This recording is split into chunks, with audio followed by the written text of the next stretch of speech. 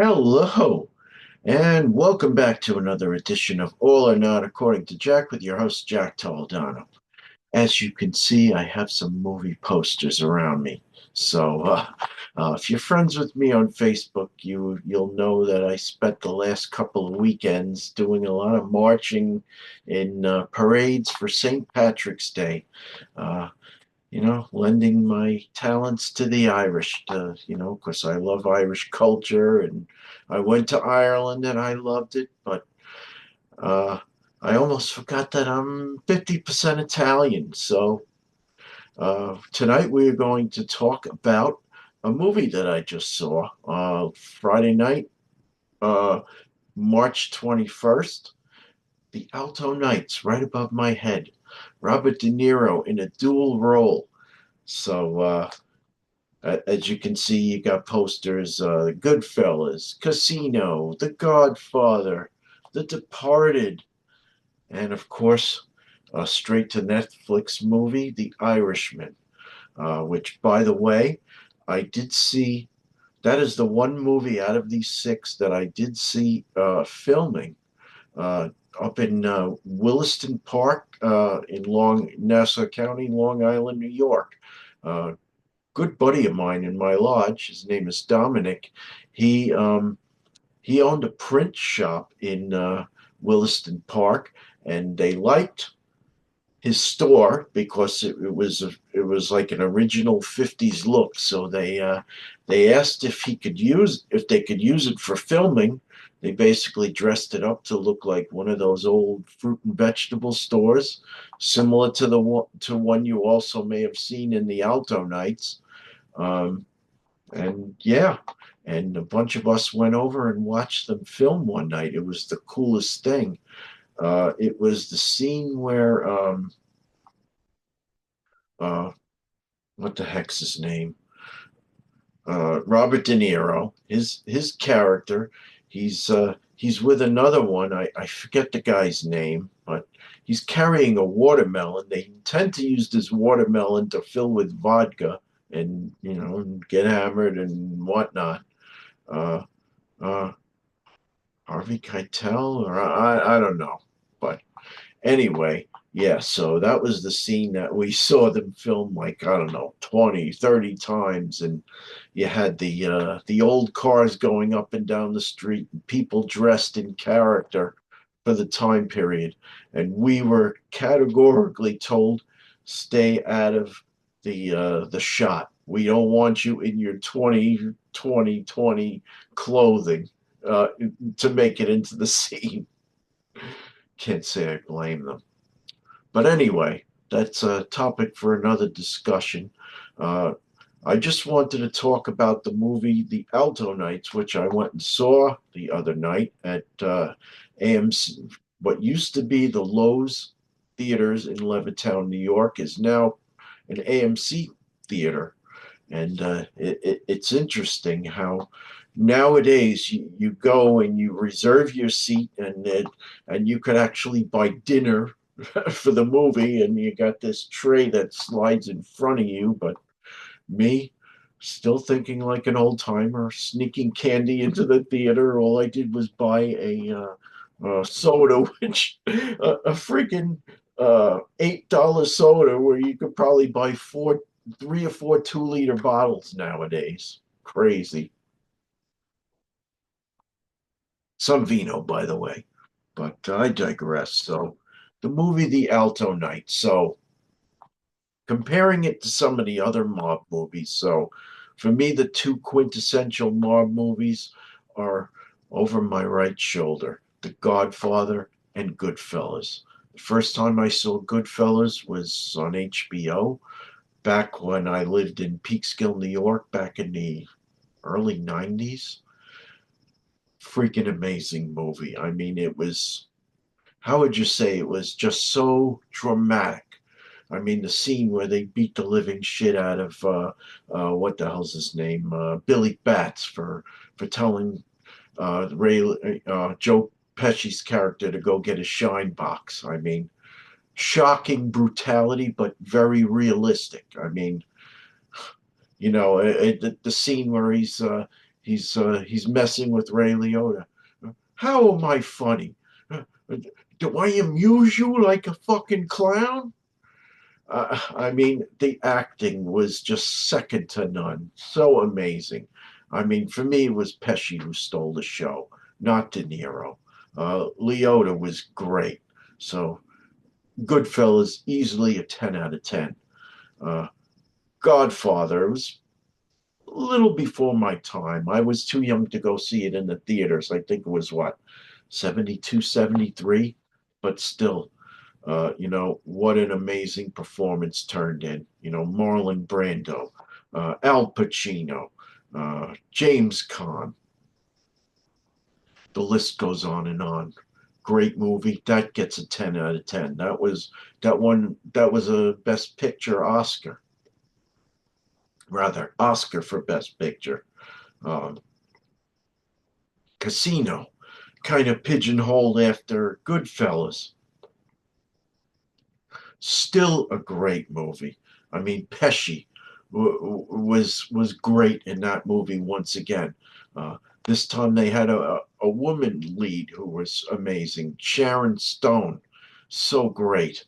Uh, I I mean, not a 10 out of 10, but maybe a 9 out of 10. Still a great movie.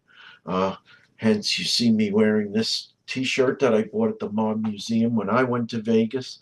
I saw the actual black book behind the glass in the museum that they talked about in the movie. Uh, Phenomenal.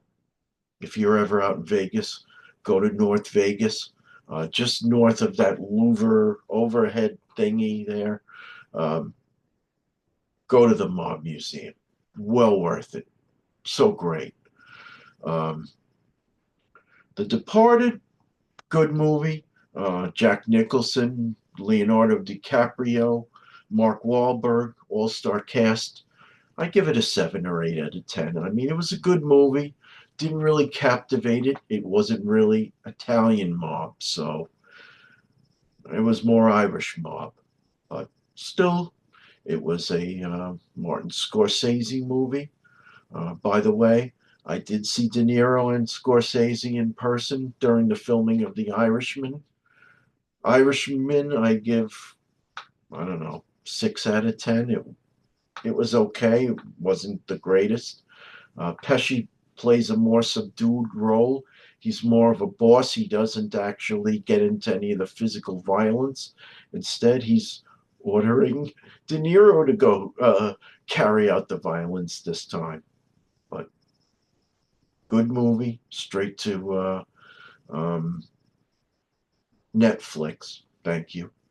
When it's not too busy going slow. I'm watching stuff on it lately, and it's just how many times I had to get out of it and get back in and restart because uh, it, Netflix, get your shit together, please.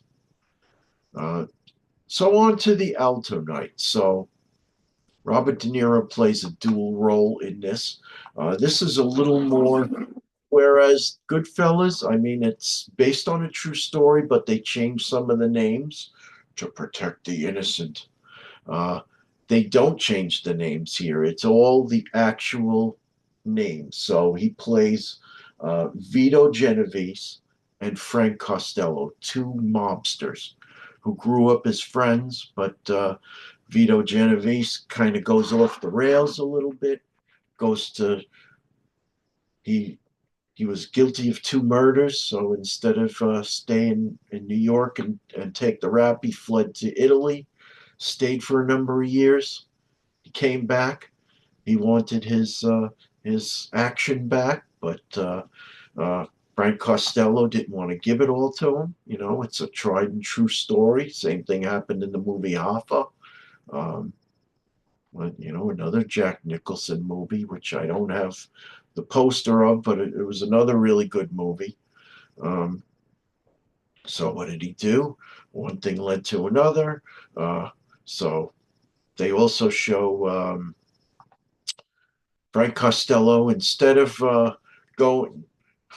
Guy goes on television back in the 50s, and this was new, a new format, really. goes on television. Instead of pleading the fifth like all the other mobsters did, he he he kind of skirted around some answers, but he didn't plead the fifth on anything. And Vito Genovese's character is like castigating him. It's like, what the fuck is wrong with you? Plead the fifth, you dummy. Uh, all that led to him having not Vito Genovese, another mobster. I can't think of his name. Um, Basically going up and shooting him, and instead of killing him, he doesn't. The bullet grazes Frank Costello, so he spends the movie trying to, protect himself and his family, and spoiler alert, instead of you know under the premise of uh, giving the keys to the kingdom away to Vito Genovese. He sets up this big meet for all the mobsters in upstate New York, uh, right after let's see, what's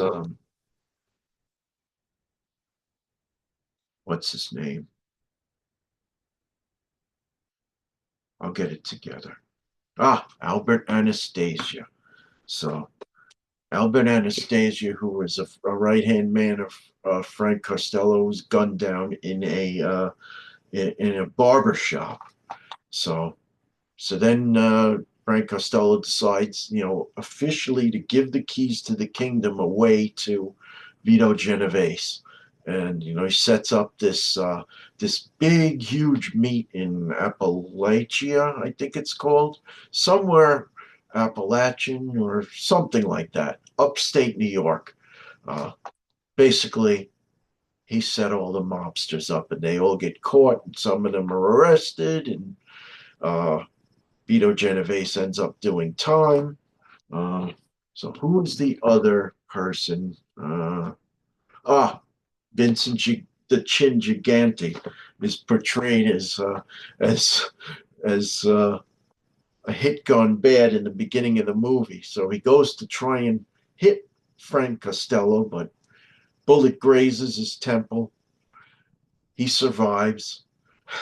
Uh, Vito Genovese spends the whole movie castigating Vincent Gigante. He's like, make sure he's dead, you fucking moron. Anyway, I applaud Robert De Niro, dual role. Uh, there are those that Robert De Niro's public enemy number one nowadays for his political views. For the purpose of this video, I'm not going to get into that, whether he's right or he's wrong. This is just about his acting. Uh, I don't think, honestly, he's a good actor. But I don't think he's as good as Joe Pesci. Joe Pesci, for me, stole the scenes in both Goodfellas and Casino. Joe Pesci was the one who, to me, really made those movies. So, no, I I wouldn't be surprised if he was asked to be in Alto and probably turned it down. I can't say I blame him. It took a lot of doing to get him to come out of retirement and do The Irishman. I'm sure he was asked, but didn't do it. So De Niro played a dual role. Uh, I mean, the movie for me, not as good as Goodfellas, not as good as Casino. Probably more on par with The Irishman. Definitely not as good as The Godfather. Um, there are times where I feel he comes off as kind of being a caricature of a mobster. It kind of loses its dramatic effect for me. It's kind of like going, for me, having gone and seen the movie Friday the 13th after having seen Halloween. As a kid, going and seeing Halloween scared the living shit out of me.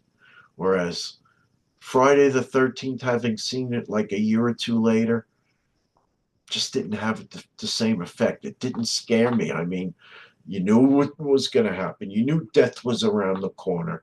You knew the guy lying on a bed, he's going to have a freaking arrow go through his neck. I mean, guy gets stabbed in the stomach. How anticlimactic.